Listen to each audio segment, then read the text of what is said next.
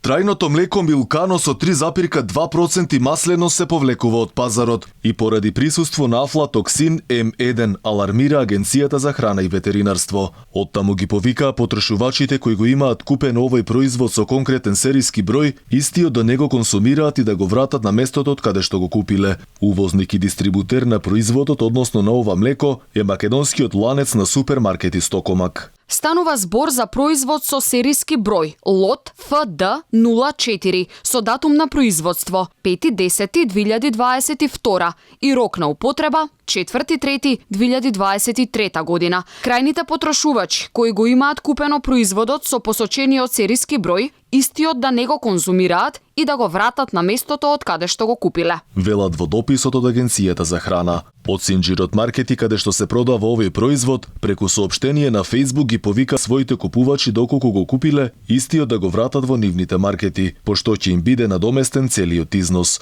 Поради овој пропуст, додаваат оттаму, повеќе немало да соработуваат со оваа млекара. Воедно ви информираме дека останатите датуми од овој производ, како и останатите Милкано производи, не се спорни во овој случај. Се наведува меѓу другото во соопштението од Стокомак. Инаку серијата млеко Милкано со 3,2% масленост е произведено на 5.10 годинава и е со рок на трајање до 4.3.2023. Како што информира од Агенцијата за храна и ветеринарство, производител на ова млеко е млечната индустрија Ми 99 Градачац, компанија која е со седиште во Босна и Херцеговина.